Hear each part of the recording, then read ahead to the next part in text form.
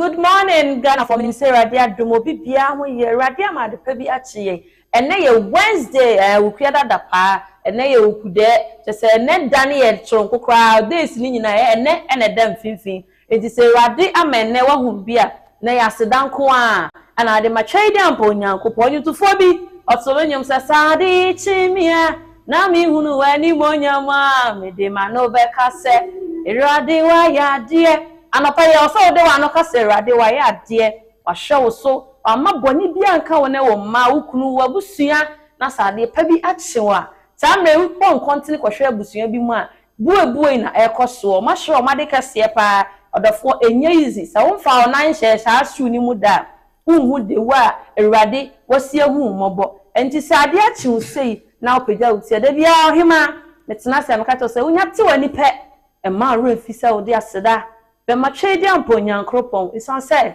one wo adini ye pa sabre de na te se wo hwame anopa ya da bia se de ohima ne ma pamfo ye de bra no efi enjo da kosi ukada no ye gina ye na so hadum se ne ediga na nkomo wiase nkomo de ekoso wo patamu de wontimi nka ho asem no ye de te ye gi adwase ya na ye no abobo hu ne adwen wo ne ye nya ne poma sibre ti sabre ompesu ya so wono ne bi ekoso a chese wontimi nka ho ase won hini bi ana assemblyman bi bibi ekoso na se wo pese ba bonten na nanom ana se government ebemu a wo de frɛ number yi be ba be fa asem no na ya ba be kan ha fe e de am sabre frɛ obi ai na obi nso frɛ obi se ohima boatma me ne ma pamfo ya saje adwa bi ye ba abedi nkomo na ye nkomo twetwe ani mu no ye be bie phone lines na tum na also wo de wadwenche aba ene debate sonko bi e wo fie hanum sei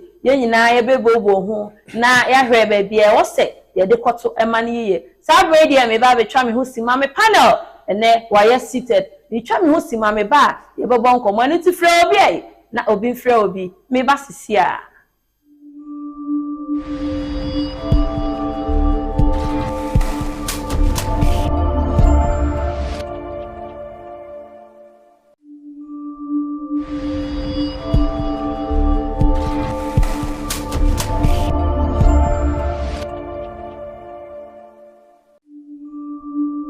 for mama now as a pass or feeding that's that chairman and pay we try a morning matters show do me I check go chairman TV na say wo pay adverts ba na wo baby abo wo doctor dey ho dawura me fan kan me chairman TV na ye be ba ma na ye sonko kra na me sha wo say je say obro enye kwada na usika ense kwada enu ti fa number ye that way wo ton bibi ana say wo company bi pese ye ba odwumadie no dawuro di mawa na wa free be ba be fa ni abebo amo na ye bo ne so there is andelo and from crab ko sabre de mame nko me panel ho na me ma na kwaba na ye ni nkomo na ansa na no mame mo boy story and na ye ba be ye ofia no so na wo de pen ne paper to de ho na ye wi a onso wo de wa dwen kire no aba ye first story ye Ghana LBTDQ na je say e koso no say law yi ekoso 2024 afei de ye say ya pass ye bedi won komo e wo fie hanom say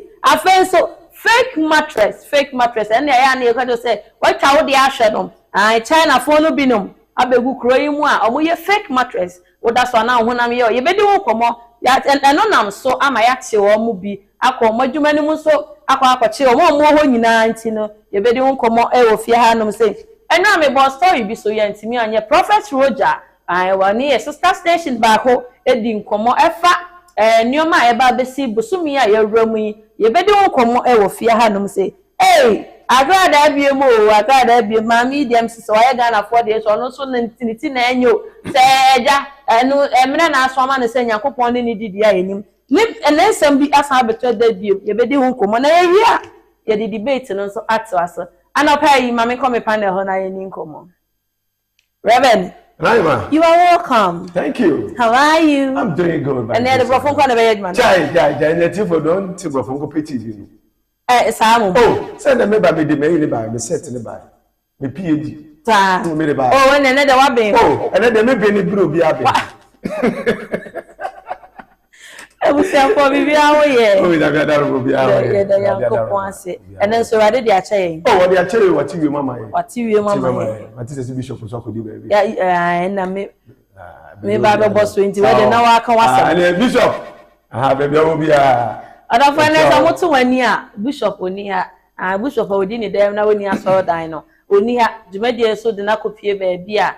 Okwa kofa sa story and as information abre internet de me name ya me reverend na ye reverend bishop ni dan so pa obi o yesofo na ono anete ano si anko o tie bia da mi o se me china na hema djuma me di no reverend the brain ni atwagu o Ghana hanum sei Ghana ha de sa de eche na ya nte asa na se ye chiri kura na emre bi twa mu 2024 Emma LGBTQ sense some better Ghana high afi obehu social media na oba ne oba obehu social media na be ma ne be ma enu ti ma ne ye say yen pass law de be ya sa nyoma ni nyina ye de entimi si Emma Ewura Sam George LG gina mu MPP for Juma bebre ma ne yen sem bebre say omo kwa ntimi pass law no kro omo ka ho bi ntino mu ntimi nye de en pass no nti didi mu a na Ewura Mahama be share bo say obenya president na sa LGBTQ no obe pass law no nti oba parliament na nyame die na adoma onya ya na minority for the good no so say krachie wo si obe pass law na ye nentem na ye hu se wo so we dey wa boa ho afei enyu ada na se juada no o ma pass sa law no yenko he video na fo adwenture bra producer yenko. Mr. Speaker, I'm supposed to speak to facts, and that's what I'm going to do. Our friends in opposition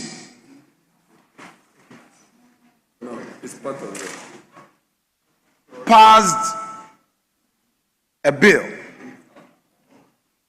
and in that bill, in the 8th Parliament, where I was majority leader,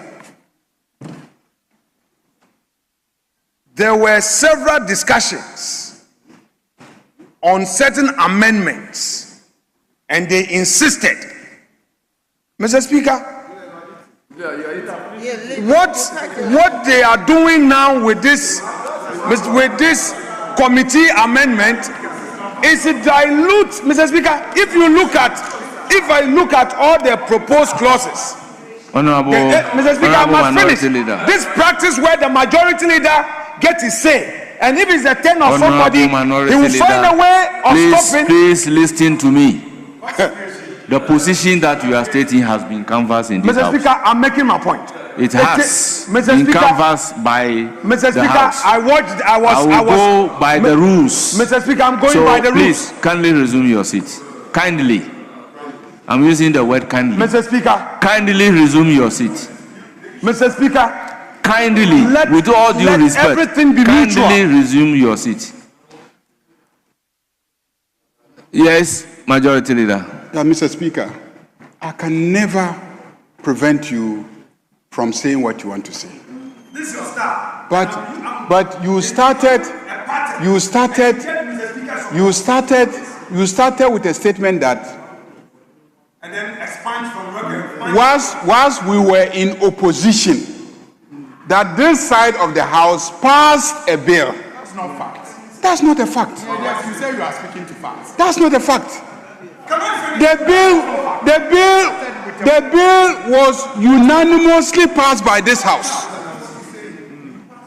The bill was unanimously passed by this House at the time that you even claimed to be in the majority. You claimed to be in the majority at that time. And you are saying that we passed a bill. That we passed a bill, and that now we are in government, and then we have come and we are trying to water down a bill. Mr. Speaker, these are not facts. These are not facts. So what I can assure you is that as for this bill, we will pass it. We will pass it, and no matter how many objections are raised in this chamber, we will stay here and pass this bill so that the president can give his assent to it, to the glory of God. Yes, you have the floor. Take on board his concern that the House pass the bill unanimously. I want all of us to accord ourselves that respect. I can read a room. I should be allowed to make my point. Mr. Speaker, in all humility, I can read a room. I am making my point, and I would act within the laws. I shouldn't be instructed. Mr. Speaker, I am submitting that the bill that the sponsors have proposed with this so-called amendment by the committee, Mr. Speaker, our friends who are in government today oppose every amendment in the 8th Parliament. Honorable Minority Leader. They want to pass a bill. Honorable Minority Leader, you cannot refer to a proposed amendment from a committee of this House as so-called. Mr. Speaker, you know that is not proper. Mr. Speaker, anytime I talk, you interrupt. Even when the majority leader gets it wrong, if you use a language that is not proper, I will have to draw your attention to it. Mr. Speaker, the majority leader used lawlessness against his colleague. I will continue to draw your attention to it. You cannot refer to a proposed amendment emanating from a committee of this House as so-called. Mr. Speaker, that's fine. I take guidance from you. That's fine. Mr. Speaker, I disagree with the attempt by the committee of this House to use amendment to water down the very bill that our friends, when they were in opposition, pushed it on the country. Mr. Speaker, that was their argument. And where is the principle? Mr. Speaker, where is their principle? They sponsored the bill. May I finish? You see, Mr. Speaker, the majority leaders are a Democrat. Sit down. I listen to you in silence. So you sit down. Mr. Speaker, when they were in opposition, they sponsored the bill. They resisted every single amendment. Mr. Speaker, today, they are now saying that through a committee they are amending, Mr. Speaker, the clause 9, the very amendment they rejected in opposition. Today that they are in government, they are claiming that this is the bill they want.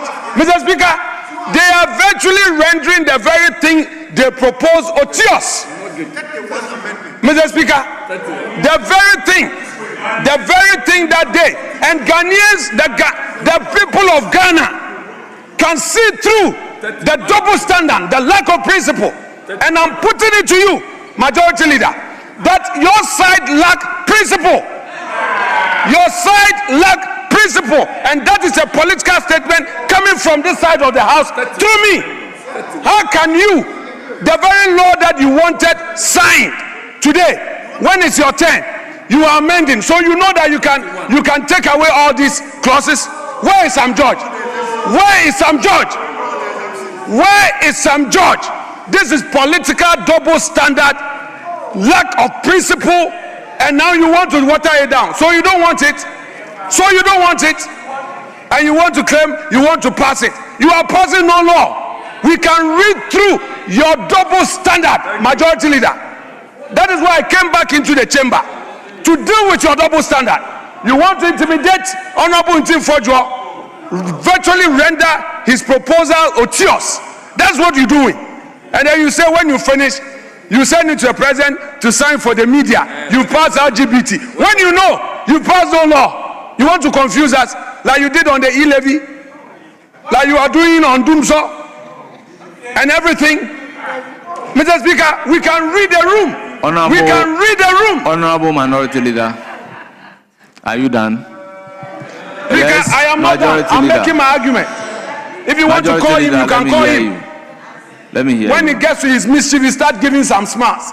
Let us see your smart, your mischief smart. Honorable or this time Majority Leader, let me hear you. We can read you, Majority Leader. Minority Leader, why are you doing this? To him, not to you. To him.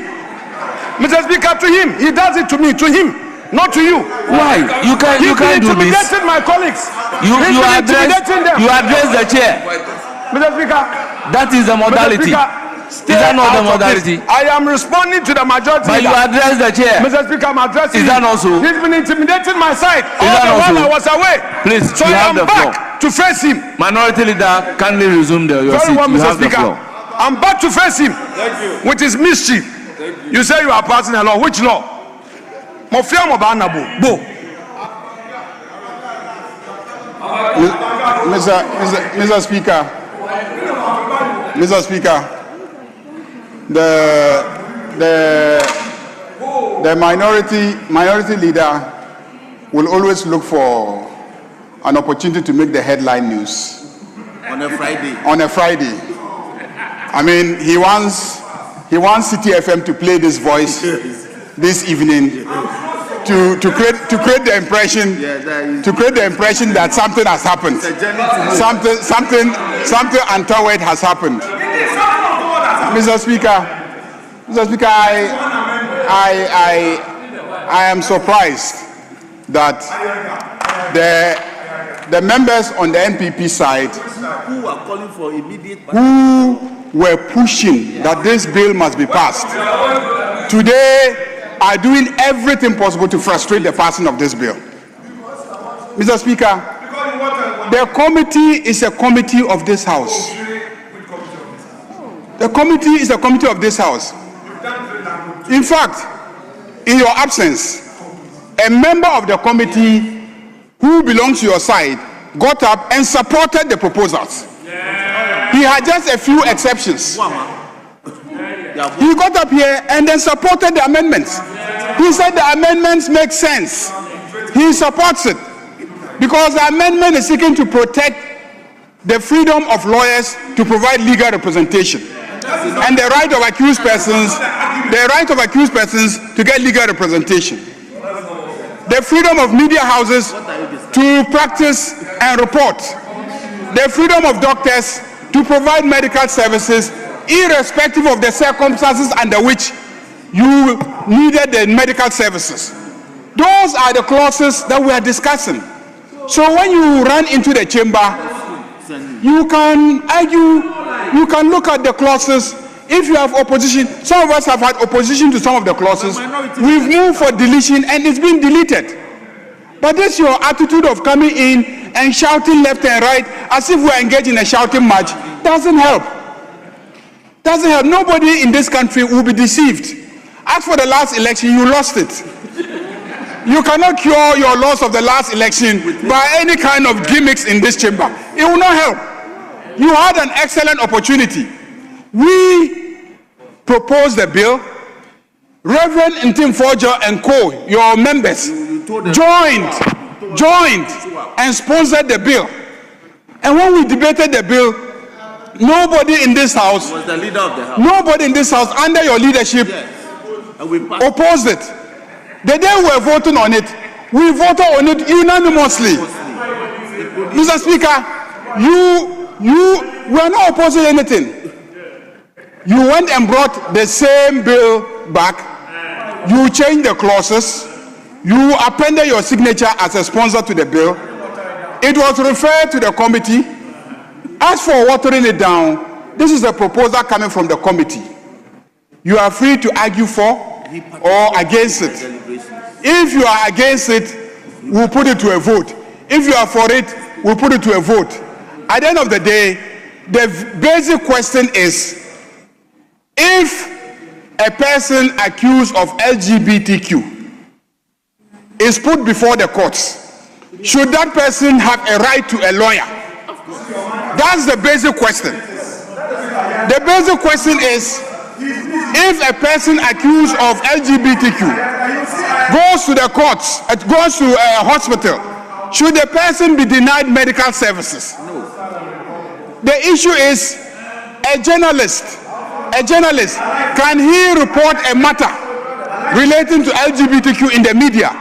If a journalist or a media house, let's say City FM, Joy FM, reports matters relating to LGBTQ, should we accuse them of supporting or promoting or whatever If an academic does a research on LGBTQ, can he publish the research findings?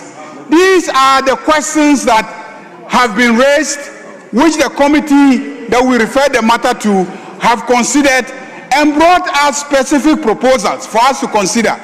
How does that amount to the NDC government or NDC members of parliament watering down the provisions of the bill?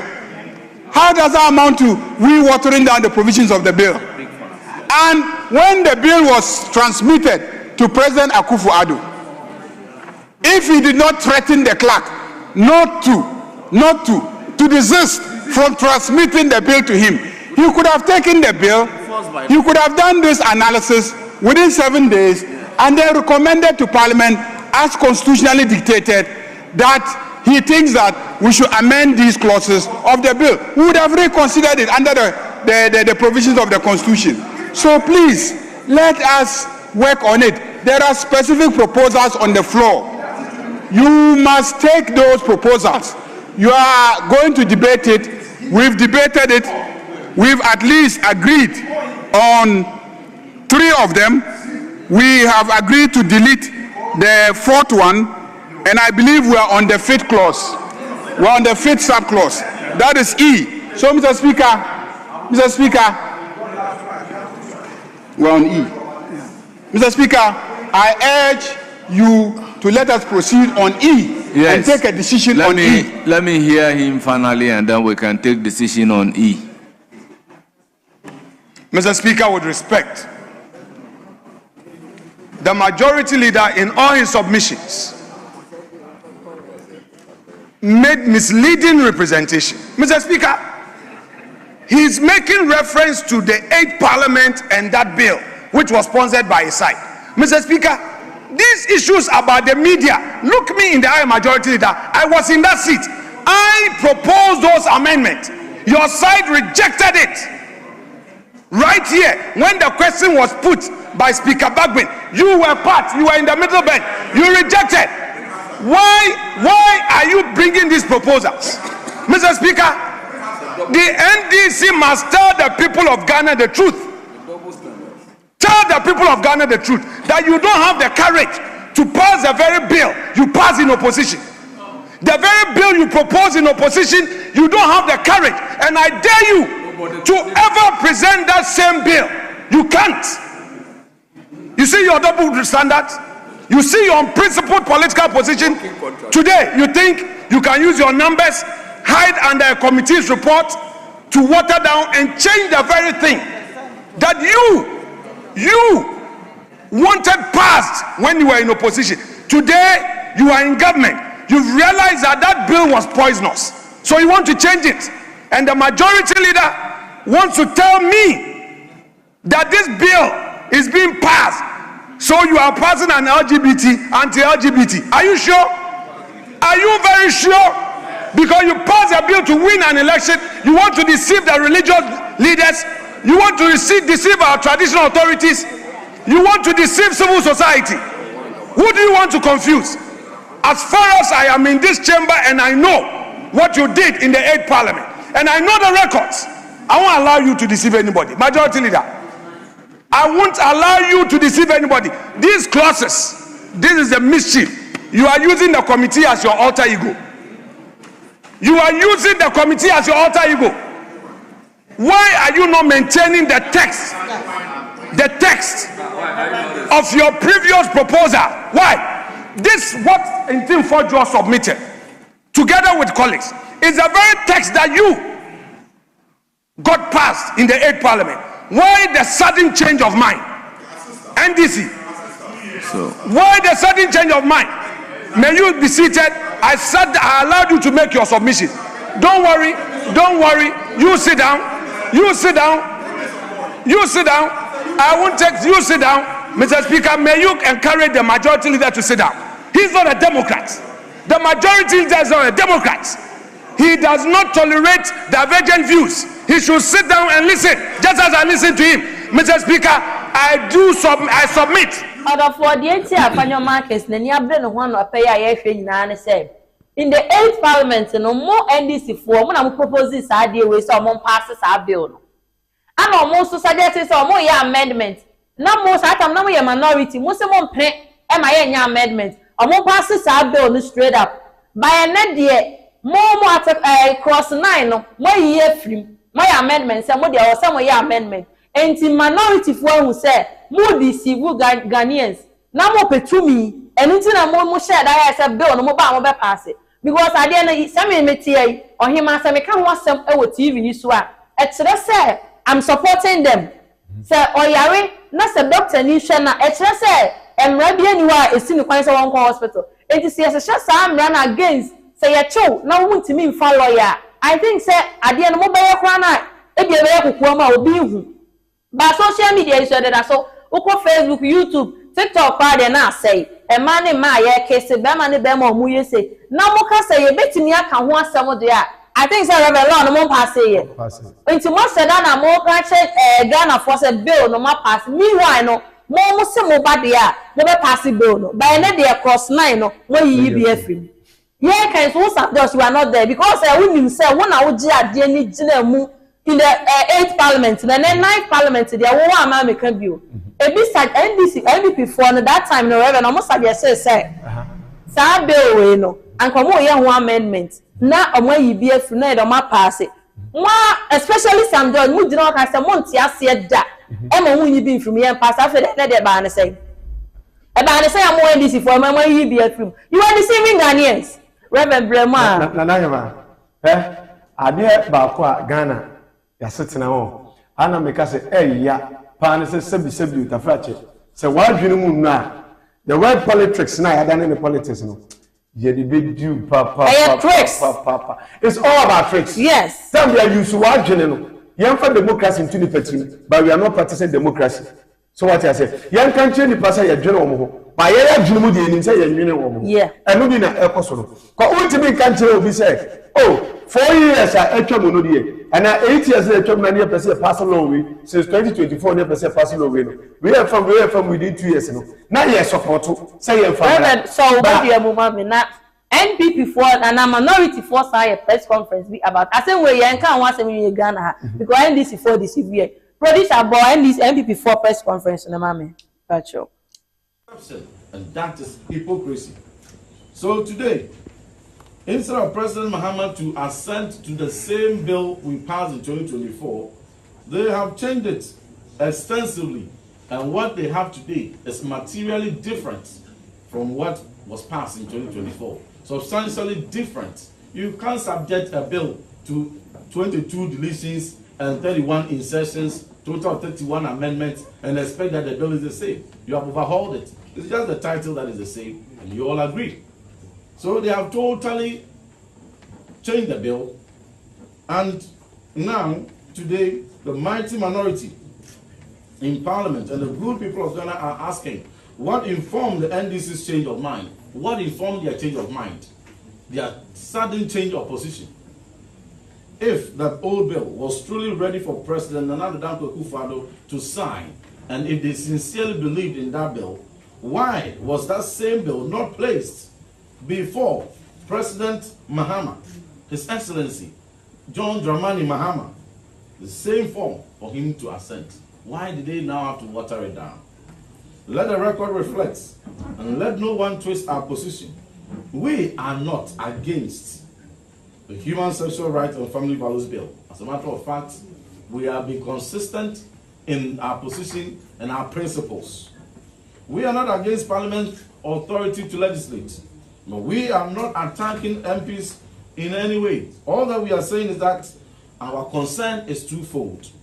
That on sponsorship, on support, on enabling, on creating the environment, clandestine avenues, the very people, agencies, foreign donors, and the Quasar State House, and other individuals, professionals, and groups of people, which we all know, make the promotion and advancement and the advertisement of LGBT most acceptable.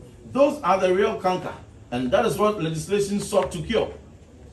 And so in the bill that was passed, when you read the portion, the object of the bill is sought to clamp down on promotion, advocacy, and such things, and even prefer 10 years imprisonment, minimum 5 years.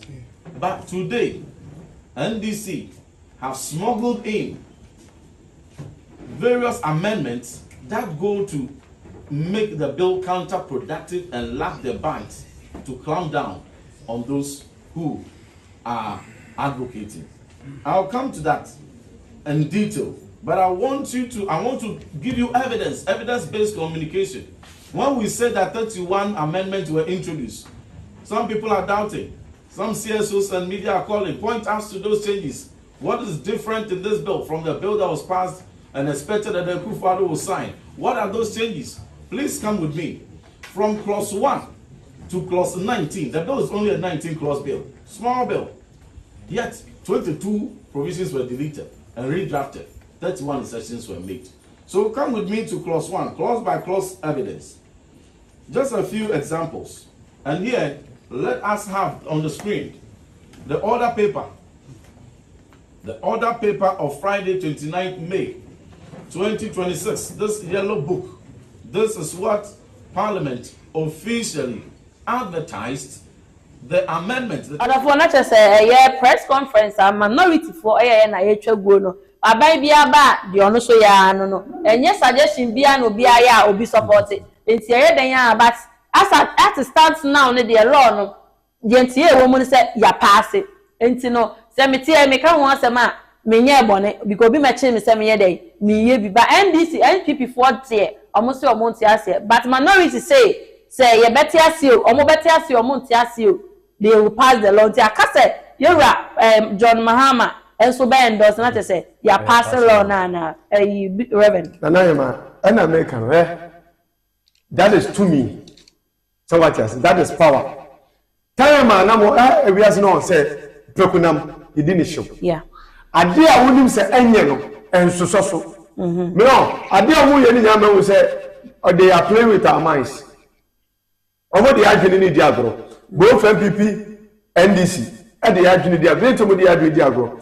Time na MPP wo power. They have every right. No mo pass the bill. But on the to work kwasa because of yebetwaba. Yeah. So what you say? And now when another party is on also that or that campaign, no abandon also issue checks at the other person law.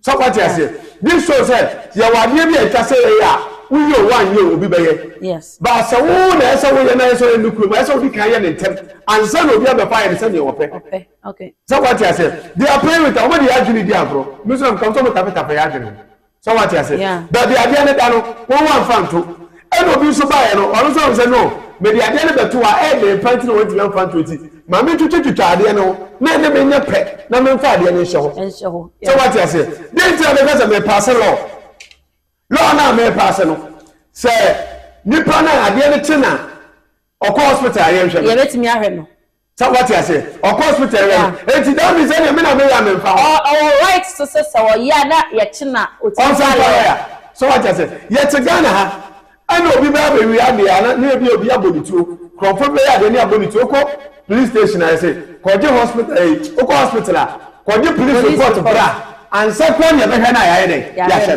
no me do mu bia je ma na ama me buafu yefu kakra ne say social media is so ene ma ade na promote o yeah ade we nye say na e ba wiase e na sodium ngomo wi it was there e wade e bo mai. But social media and so na ho na e di nkrofo de so wade we sa ye metimi aye ana nkrofo de omo ho ahyehye e di sa akonya ne ba na me meti social media so na me ne me guy me call lady ye bibi sa na say na e obi enu aya pass e ya kwesi konso gina kwanti he ya yeah so what you say we know my memory say I don't know such people who influence you or mine yeah that is what my mind is telling me say omo influence you or mine either say they are supported with money and I say I stand to be corrected. And I say, you want periphobia be a musu ye a moon say be pass salon. It is true. So what I say? The woman tells say, well, you said the any I dare me say, Ghana, ye 3 religions and one Ghana, you move into many, Obi as one pay. Uko Muslim also one pay.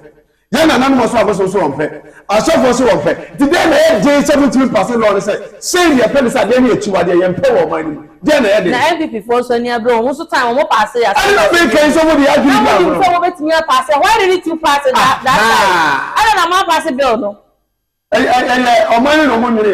The Obia about one of the that's important for them more than the ABC. And I make a line at this area and the baby baby. And I didn't know what sister you make you are. Obia baby man on water. And if was young and crop from one or a feature.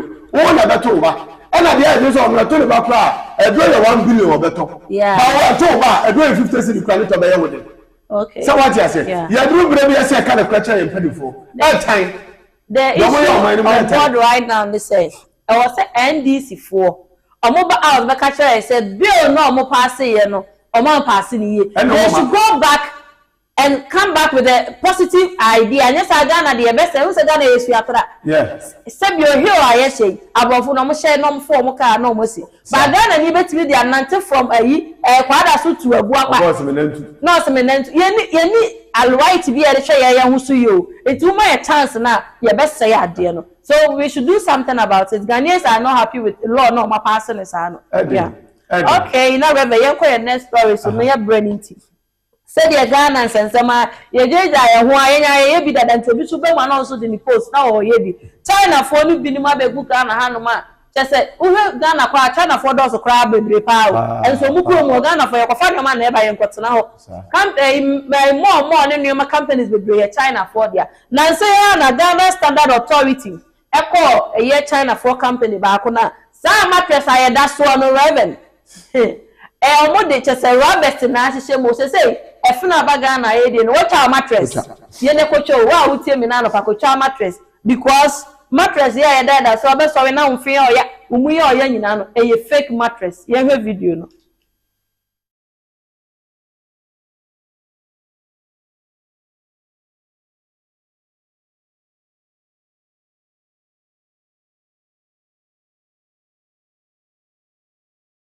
No, and the fake mattress into remember what down no one brepa wa coffee now was an can do it me feeling relaxed no over there now we are ya want to meet us I want to me you abema will away class me 20 crowd sound so kwa fake mattress I heard video what go video and ya standard authority for akwa chi wo ama mattresses ni nyina no videos ni be kwa ho no obi o twa ne de be fake you dey come on ko di ni sika.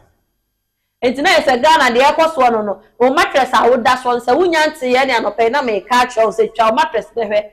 Now I probably now mattress, I would dash so can. I want the mattress form kit to bishop. No master, I dear bina. Reverend, Uto idea, so when you want the tata near rising. Yeah. Auto TV. I auto TV and after to the nation, only a bonnet tata nibino. I don't know what the mattress. Now you will be a Ghana Standard Authority, me bomb my basso. And she should more ye na no trese e no kwasem se nkrofo no boni omoti Ghana ha edi no for now ya che omo na mo me hwe e celebrate low so dia ono so ekoto obi na says ene ama wa ye brand ambassador ama royal mattress because o try ya no mu ya de fa ho no ma abeba akwe be ma ya trend it is onya ambassador ba kwa o yes our company ni waduma e ya mpan so latest for bebrecho omo de entisa ask for bebrecho omo de entisa ye mai mu ha de na ye omo ye ma ye na ye se ye mpe no ye pay affordable mattress just say ye de board de no ye de na entisa but the food are there for beku wan and ye na sabi o kwase akro no enye me na me kai yo so for na kai enko be bia fake mattress when I am na dey ato sebi utafa chemperi for say no kweda ma me baby na de be ma ko ya wonye boni bia so what you say baby na kweda bia onipa e se wutimika na mu ye hekwan fa so ayekan ade ba ko aye ntia se ne se eti abofo no ye adwuma ho ha no because China for ye adwuma ho no na bi before the company ho blacks na ye wa as a Ghanaians no ye nya adwuma ho na ye nim de ne de ya na you can't quench ya na ekum ya hu so what I say ya na yeku ya hu you have blacks aye Ghanaians aye nkasa we Nigeria se poni akasa bia enduro mo ho ye wo blacks aye Ghanaians we are doing ye adwuma our company ni mo monthly ye to pay ebedi aye nim say this is what is going on but they were mute almost expect say we see obey no salary they don't care about people who are going to buy the mattress na let's go okay Reverend so mama ye hwe Lowen de na me boss onum na wo twa ne de ne hwe ma sisi ana ye nto aso ewe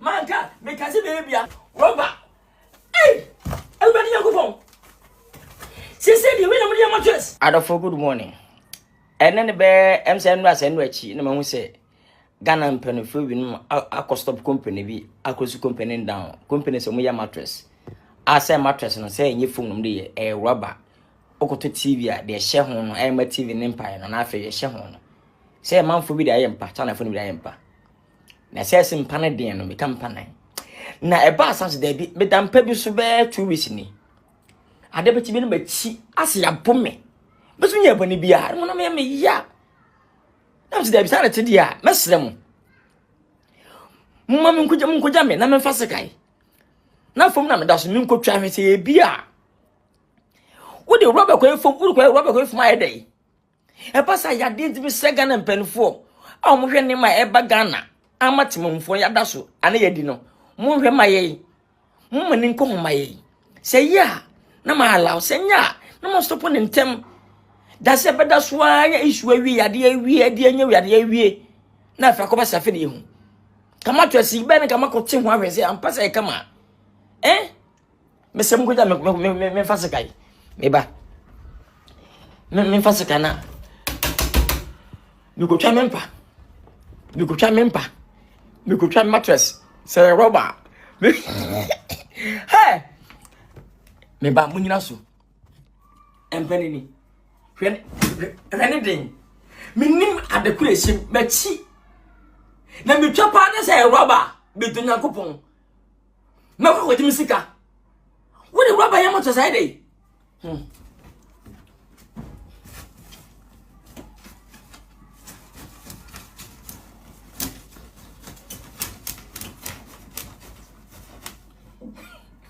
Mathieu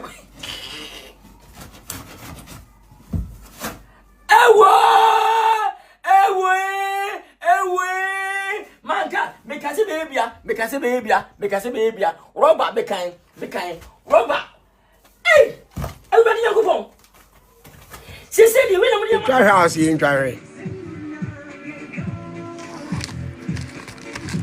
cause as my try ha metiasi wo my try nche ha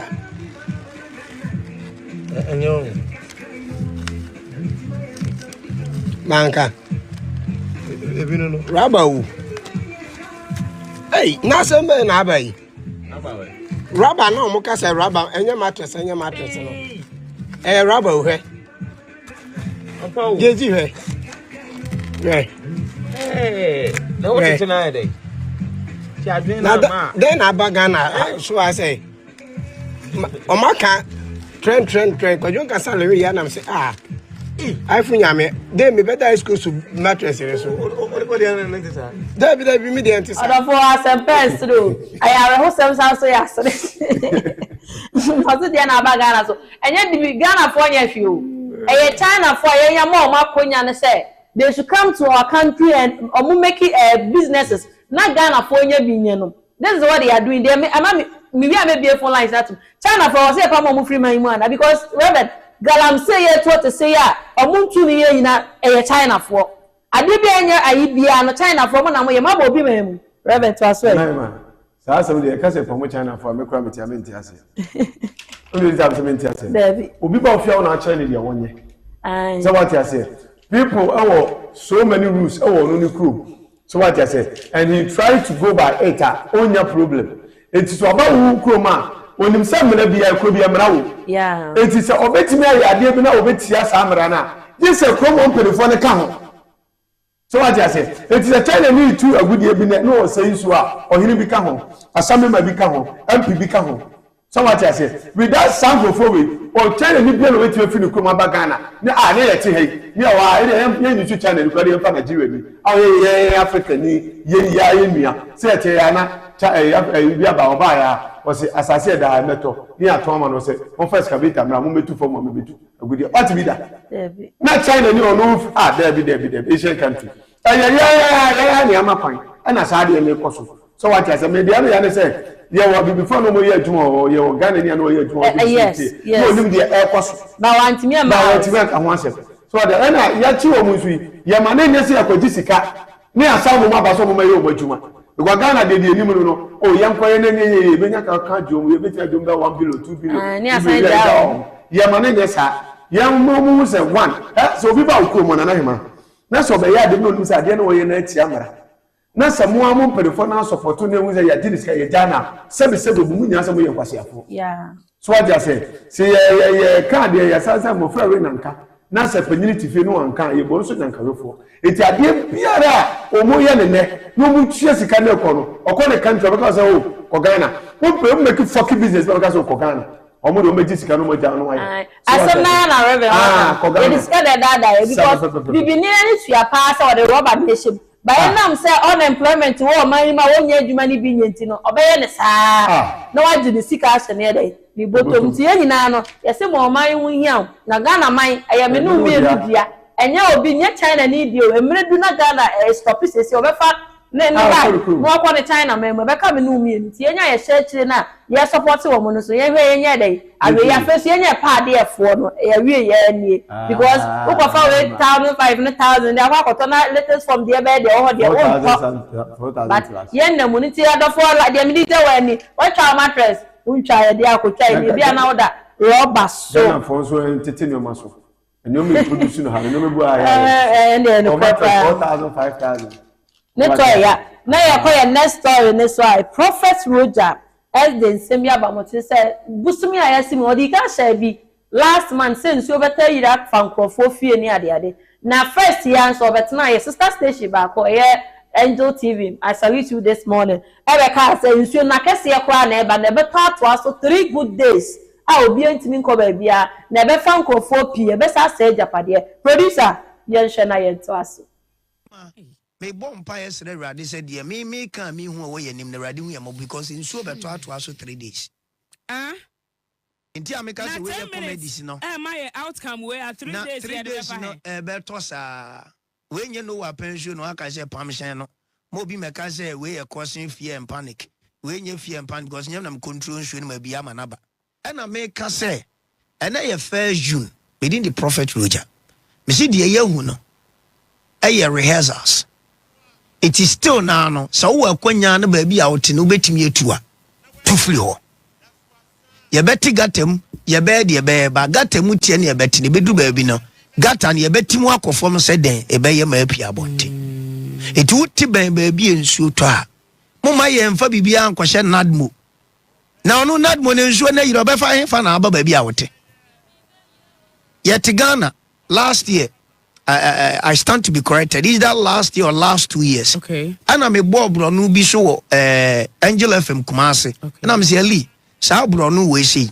Yet Ghana has say insure ba beto na mu se ebe fa nipa bi a oye adwuma wo ba bi a omo mu control nsuo no. Onim say nsuo to ye akumu bi a na oye adwuma onadmo. Oh, show. Now show find say atulente video no is on social media. Wem so apo adwuma wo ko issue moto bibisa. Me said anka intino entina me can say I stand to be corrected no enso ni fire ya ma me for na say ya hwe nsam ne de ma obi bia no pe wa wo te that areas na ya na ehu pa ya kwajiland ya enso be hu ana so bi wo de correct that hu nim say wo sa na te enso ta ya na area ne kese pa ntwe kokobo ne hwe nsam say bebam say mamu no rade nsam ntina ya hwe na reverend na hema ye do tu fo Yankopon ase Ghana on the America say erade ehiraye yeah so what you say because one of the spiritual country na meta say we ase but ye mu asofo ye mu akonfo eni ye mu mpedifo nti de beba no so what you say but we dey awareness say do ka say enye eyi be say so bukum chacha enye Panis and Panis. Yeah, Panis. So okay, so I say. Na nemu we ahoda so. So be the comments be about Mami Musa na chipping. Okay. Also Prophet Roger. If he shall start the prophecies about bonte on far positive and mad. Every day is negative. A prophet will be as a sign on can positive, they be a negative. Na yema. yen kan okrenche ho. It's not about they are also negative and now positive. People talk about what they have seen. So what I say, and when they see something good, say let's say prophet timer. Okay. So what I say, every prophecy is about either Ghana, foreign country, other way, or also the partner. So what I say, nipa bi ade de kira wo no, eno na aka ho asem. So what I say, ana se papa ba na oka me na ko se papa na eba. Ba ye bekum nipa de awon ye say ye tiasisi ye na bia me hu se wo na na ma obi pese ne 1 billion me pa ne meka cho me pa me nka so what say 1 billion ne ba hallelujah ba se wo be hu dia ana bi bo ne be si dia so because I know there e si a hu nipa ne bi mu nipa ne ko so what I say eti mi de be se me ka say so bi hye nkom na ye nkomboni o ye den o ba se de bone ne ba de ye hwe se be si ano kwa okay ba Ghana for ko ya de bi se so fu bi kan se bi na sade no ye sere evanu hu ye bobo na ade na no kwansi fe na akoya se prophet on papa ade na asa no kan na ama it is a prophet we can say me na kwa na prophet no hu ma na asa so fu aka bon prophet ade ni si bi en ka say papa eno ni ade aye me ya okay so what I said ye nyina ye sere ade say at sample beto 3 days say be kum ni pa de etuntwa say be say ade bi de etuntwa and I said papa be kwa ewade ma 3 days no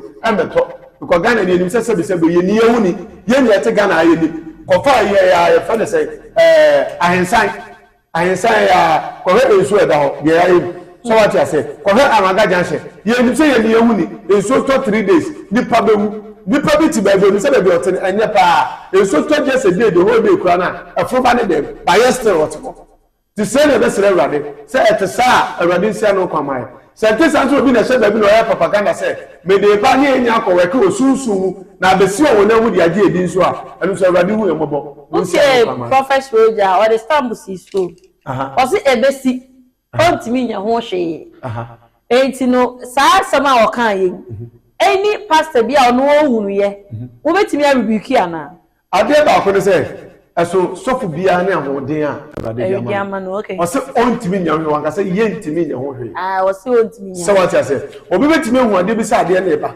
but onu ni hu ahoden na kuta no na ontimi nya ho hwe ye wadi for bi say Elia mu nya be se twema they can say enso beto na me so to for this so what I say rade de so to me ama wo mo otimi kasama eso muto otimi kasama suru bi so what I say and me kasa rade de nyam say you was side for me that so tiase and they can speak for the nation so what I say also onu there ontimi na wo hwe that doesn't mean so obi betimi aye bo no na omohu aye ohu ya ne there ontimi na wo hwe there are a lot of things there are a lot of times obetimi so bi bewu but to be what just was rama yes ko no to we there so be ye kwa mane nkwa ha mane ko hu so fu bi esida okay so what I say who dey many pa no na awari aka cho say wo be say ni pass me so to dia ka che ni so nko hu makoawi ba wo so na awari dey akere so what I say ati eno dey ye yi cha Abraham say e ko se so do me gomora o say awari fa che wo mo o say me dey che wo ma ni o say awari tu nya ni pa 50 abese o say say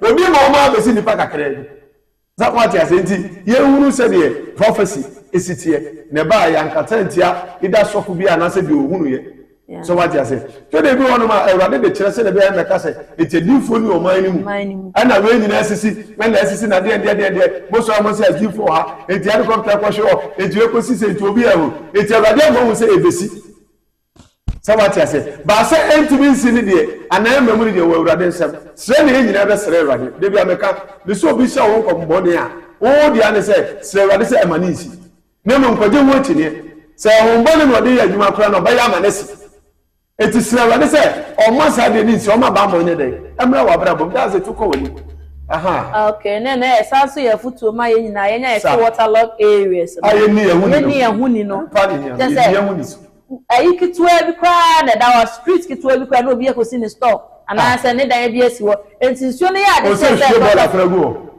ensu ye de da ya ni aye kokko reverend eye galamsey kumasi nsu ye de da ya subi ni ade ya ma ni nyina da ne koyi me say eye galamsey o me say against ye da ho ya way back to 2009 na ni ye white Of course. 2009 you know friend say 1999 na na dey white ah na ekoko tare munya ejane dey ba ne say ah ni ada na yi ene dey ba say ka say tete mu twakra won tete ade dey an eji ye hwe ball agu ade an eji ye pupu wo ho e bibia wo ho ye respect enti sa asem na e ba kra na ono first na kensu obo nipa ho ban yo tumi tinsuo no mimi ni nkro bi na nam tete no wo de nipa boni ni na wo cross nsuo na wontimi ntwa da na ma yare ebe kromu kra na ye bra emu nyina kogu nsuo na gya ye a pa tumi wo nsuo nga beka se tumi ni nsuo bia no ho tumi wo nsuo asofo nyina di adanse bi di adanse obi adi adanse se tumi wo nsuo so ata se tumi wo nsuo wo mu so tumi awrade di amamo mu so di yomo eti menim dia be ya maka se undi ade bi ni na ye ma me de bia meka se bosom se nsuo se enua se de ba de se tumi be no de ye adwuma Bible say ma mini sa no mani enni asie unless abobi hawa ye nse ne bom say nyame ba bi sa tumi ni so de tia na eni ejire ba bi so tumi so agini free ne nsem ade ne ma awrade ko so ye awrade dia ba se tumi ni so de tia obi a se me awrade segment sore ne ma ko jire so bi ntia say so wa na me nim so for ba me I'm telling you because according to Romans 13 Bible say sa tumi ni ade ama wo no ye de ashawo so phantom profile mo so ye bone aso so what I say if you want to so say want to so to me no one say for say radio kwan say adwuma ya wa sha ma we no me ma nenye so what I say we bo bibia bi pone ni pa ne ye bone a ye sere uni agini pa na free because why ye bone no so the channel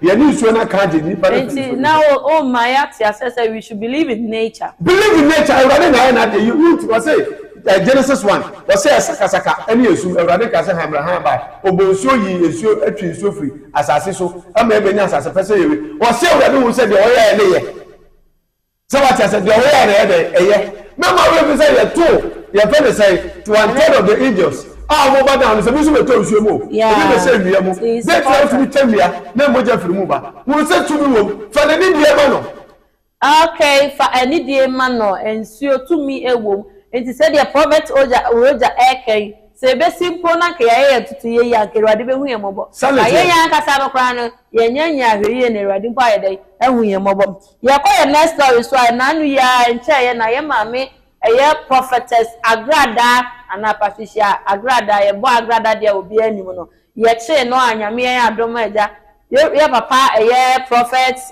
so for Ebenezer edi animu ne yi maami ba bonten obi ehun se maami say wasachira o se wasachira ba ne ye bi e ko no ye he but ye say de ne ko court bie enam allegations a ode ato ye obi so maami ba ko bi so a o pese o che say maami no e ma ne bribe no o je maami ne jini sika say ode koma ye IDP a watwa mu yi na nka odi na as dan pare na wodi na asem na ma no so amfa nko nti o pese o che say maami na ye dey afford na na se maame no so sha kire bi wa amfesika na nko ba bi ko e ma na ma bonten e be kasaye ana maame no so tam asem na na o de call high court o so de court for several months ni ba na agrada ntimi ye den e ma court no but said the nsam na o de atole so ne de e wo se odi akire na agrada ye den e be yi na no mo mi enko hwe na ye nto aso bi 100 Ghana cedis say on fa mama na me fa nkoma the former IGP Dr. George Ekufu Dampare. At that time now all kind of crying me ni kakabia meanwhile before then kwadi yakoshia wo Canada Japan office Canada Japan ba wo ho ne wa faase wo ho Sarah Gold wo ho ono ankasa agrada ne boy be friend kudos ansa na lady bia agrada je ne 1005 agrada offer me sika I did not take the money manje sika no me reject sika no enti sa ne arrest na ye de ne koto chokono manko ho I don't know anything about it. And Agrada was able to come out, say, Mimi baby son, 2,200,000,000, say, on farm and Fankoma, Dr. George Ekufu Dampare. And you create, made another court. Okay, not just a day, yes, and I am Agrada, also the evidence, and I prove about wanting so I can do. Mama, I am mobile. I'm not being arrested. It's a woman, you should not move secrets, no. What would you see about Chevy? I won't hear about that show. I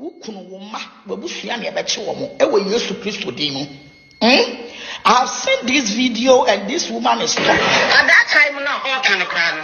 Me, I mean you Meanwhile, before then, Granny Akushia Canadian Japan office, Canadian Japan Baho, Newapasi, Sarah Gold, or one Casagrad and baby Penny Kubus, and son a lady beer, I got that Jane 1,005. I got that of farm Sika. I did not take the money, Manjisicano, we rejected Sicano. It is sunny, I rest near the control. Chocono, Manco, I don't know anything about it. And I glad I was able to come out, say, Mimi baby son, 2,200,000, say, on farm and Fancoma, Dr. George Kufu Dampare, and you create, made the number call since 2024, August.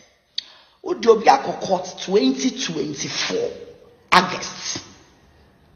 When I would them court in this video.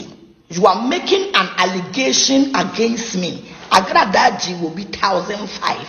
Do you have the evidence and the proof? That one, I will leave it for my lawyers. 2024. Why now are you coming to the social media to circulate this news? Because the blessing that God is giving to me, where God is taking me to, you can't stand. You can't. You don't know what to do. Why a very big mistake for planning evil, taking me to Insawam prisons, and God has bringing me back with grace and anointing. And I want to be know. Me say my daughter na me video way because I ready the ministry asamansa. Na me mo bia betu futuro mu madofo. Ono mu di Yesu achi. The kingdom panias. Daddy. So I am here say me mama dofo ati ase say. Ewradia what did I basse more den? A ye free museum quashomono, a radical gusu shrine, near Gusua ye poyanim, and no weapon formed against us shall prosper. Isaiah chapter 54, verse 17. Was it no weapon formed against us shall prosper? What must I say? Your conversation now, Casado. I'm glad that offered me money, I reject it. I will not talk. You said you have taken me to court.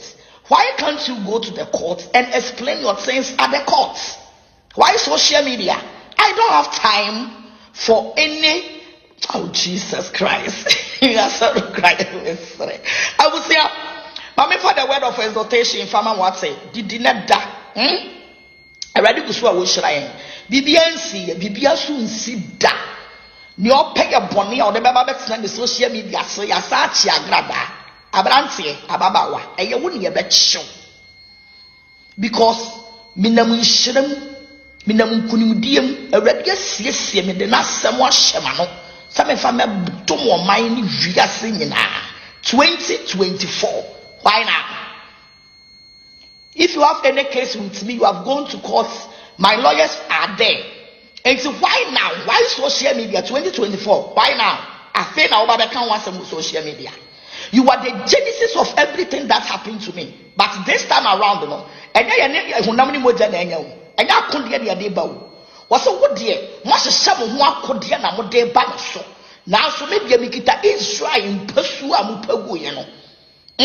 And now I David was maybe Mikita Israel in pursue amupagu, you know. Now there was a son and one who dear on found who up one. And to this time, you know, it's not math talk. So what you say? What do you mean? I court one. So when you call court, at the end of the day, no, say court to demand one. Hallelujah. Court to any amawa. Hallelujah. Don't come to the social media and mention my name and make any different allegation against me. Because this video that you have done, you have made so many allegations against me. And you need to answer all the allegations. So would say mommy or Becca Sayane prophetess I agree dancing so when I say there is something fishy going on between you and the mammy.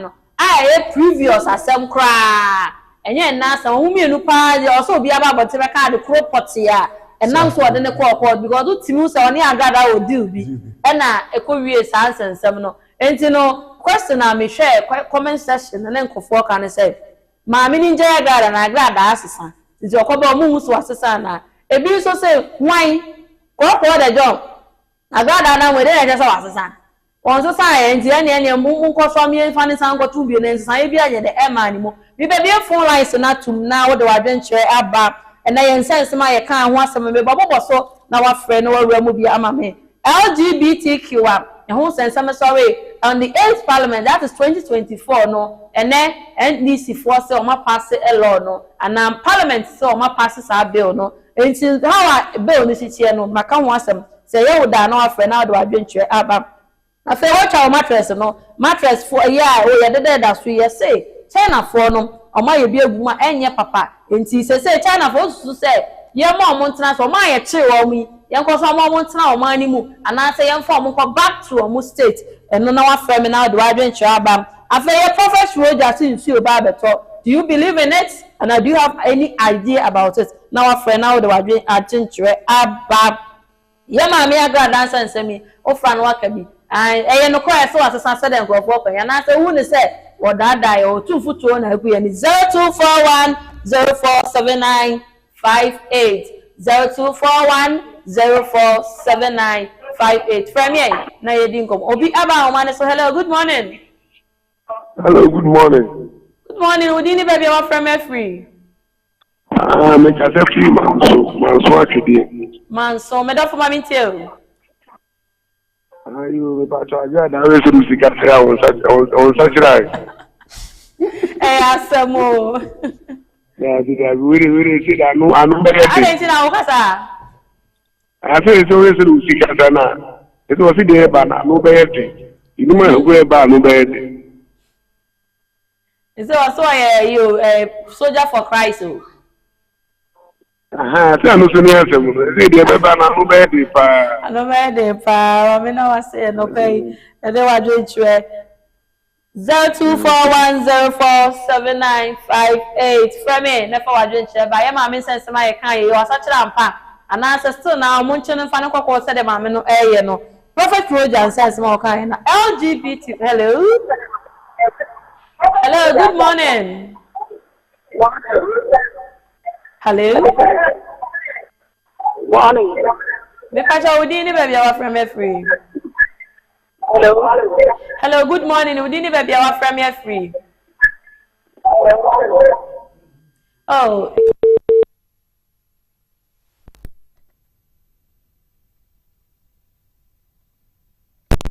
Me, the buyer met me at Wonka. Number is 0241047958. So one thing is why that TV is on now our friend me and come out here you know and pay. Reverend. Nana yen kana kwenche ho de agada na obi susu ho ansa na okasa o ha so what I say we say nipa kwani the genesis of all your problem there and that means unim the way back and nipa no so make allegations no all kasa no what is that nipa ko mu din ni nyina ye important figures they can be found we say ye kasa no na ye wura Kennedy e wo ho so what I say we say na no fa ase e wo ho na ne ba ho ene nipa ba ko anu age ne 1500 that means say approval Kennedy obi on timi kan so make control obeka so what I say it is a meme ya grada the earlier thing I say kan say o kan so am pass obi a nipa no wage all money 2 billion so fa dan pare dia the earlier thing so be say ka ko pa na cho that's how case we twem e wi aso na na hema anu brebe ma ba to men no want to majema bebre ni wadene se bia wo sika bia dey obetua e be duru be chesi obi anso okay sika no ho obetua beto bia anso because bia se na duru no obi aja no be yin to be se meja me ni me kwase de ko ye pa wase de ba ko obeduru ye no ohwe na ha na appearance na de setie na me ka say mami ye ampa dem sense so ya dey aba but ani jina o ani jina o na ya mami sa ka ne ho with now be a war fair the preoccupation the obey your wuni na a committee me fenipa for 0241047958 agra dan sense way mum fe na yen kan ho asem LGBT mum fe na yen new enkomo committee me fenipa from a friend say really 1 minute to 20 to 30 minutes watch a crane setiko no be so to come travel so far yes so on my side yes so what I say nipa ba ko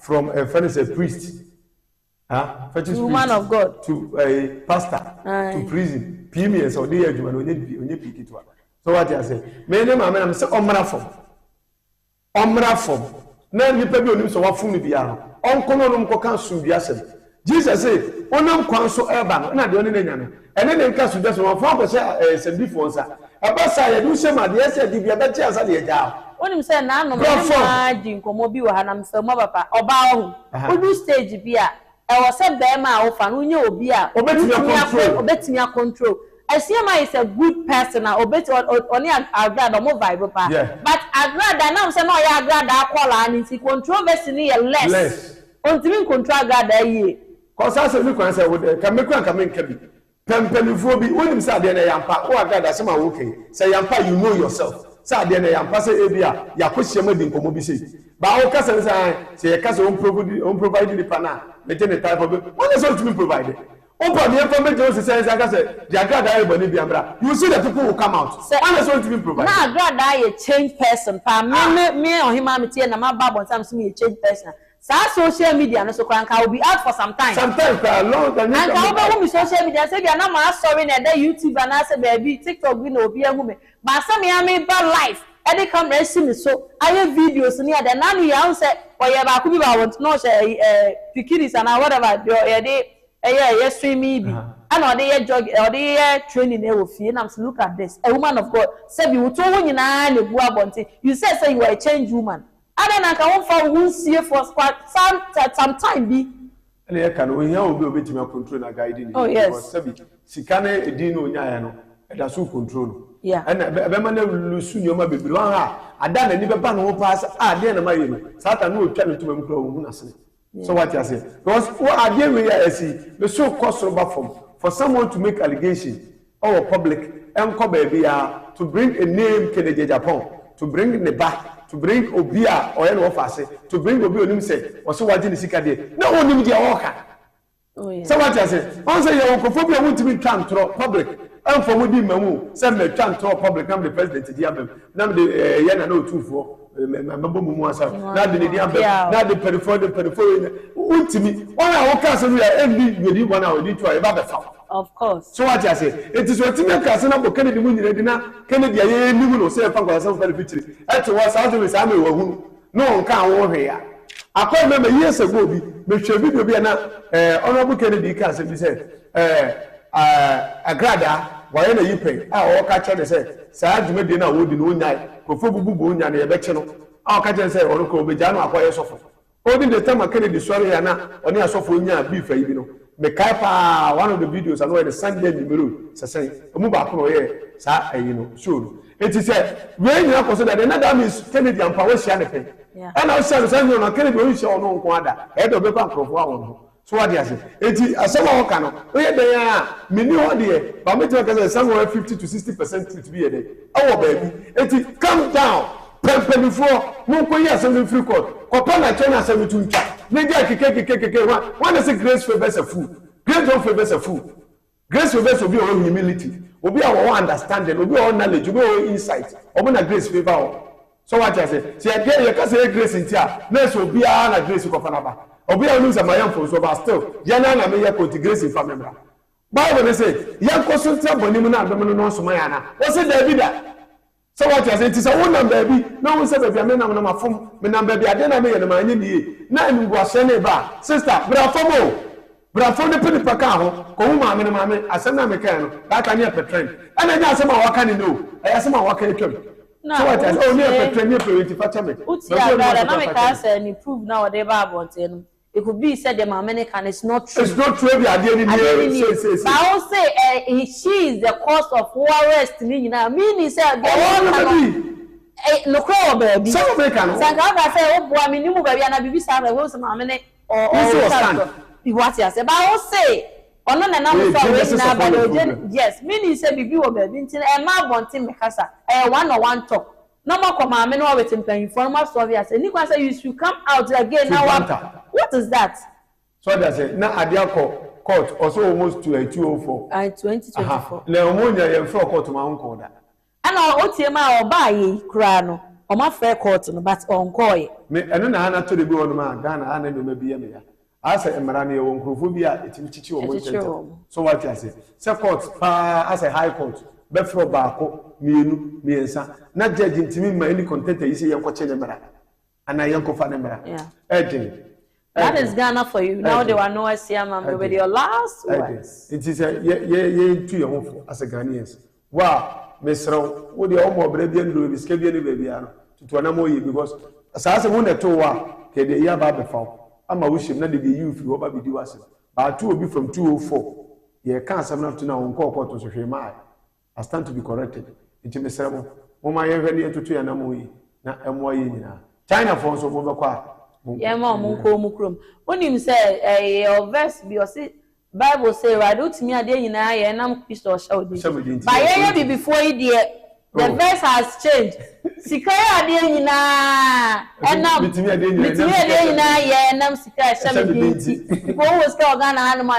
ensembulu bia betimi kasa bia betimi akabi bibia betimi ye na so what lawyers uti yo mo say ya be di eche John ne akoka asam ne dia ma is freedom of speech freedom of ne dia amount enti Ghana dia no dia sa na tie rebel miminu mienu tuo ne ekoye ya sa me nki na ma sa me ka ba ka magu yesa so what arafo na te se eno no ye nkoma edi na no pai na ye di ni nyina ebe wie ye sabe o se sorry so na ye obi ba enti se abro o che pata so no na ye open chiwe na pata gugu enti ye ya sorry ankwa ahwe tie ya na ye fo ni ye free so enti sabe ye di juma de ni nyina ba na wie ye sabe bia wo hwe mi bia na ye pese ye nya sponsors e de ma ye show yi enya se ye pese bra be sponsor show yi na ye ntimi enye nkọ ye nim na ye fine ni DM na ye nyina nti se wo pese sponsor juma de ya 0241047958 ade bia wo ton bia se company kurampo na pese ye be fa ogura yi ne be bo ha ma wa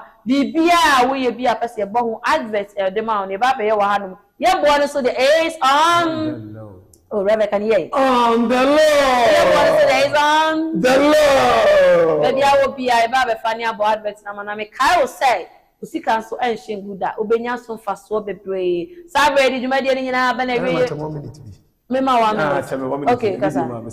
Your friend say Ebu Stitches Foundation. Na me adoma Saturday I am a Melinda Edano. Okay. O farm fra and I say mpenifu and I say bi a wodi dem. Send 9 send nsa. Na adwuma bi a wo ha wo betimi ayo. Wa kyerɛw. Na na ma de fam kra say unu so mo ba o sa video mo. Tese maame no de mepa na hwe.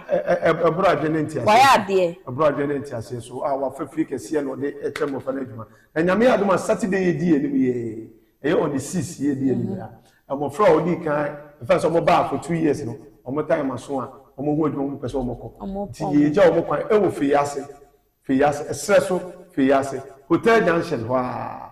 Hotel Junction odi udu na aso hu kwan afre sa number 05442 70090 05442 70090 eba be fa edo akọ ebe ho a be bia besi no ebe ho abra na ye nyina ye nka mom na ye nja omokwan fefefe omo so fankobo omobra na be ma sa met diabonte me stress ade no ni nyina so ati na boy nyina ma Melinda Ewrade inshallah so for nim say we na wasa iskafo bi eti omo serious omo anyankopon ayo omadum serious na because aya na see e fam obrofo na se bi omo ayare for me kan say we be say before now what me training omo for 2 good years and video my bibia mom omo say pa o say omo this woman God will bless you so much sabre de na say sorry you me no so no me dia me je so ohima watima me chia obi a wo hwe me ni wo tie me bia nya me kan obi bia ho nyankopon ya adoma ye be hia makramo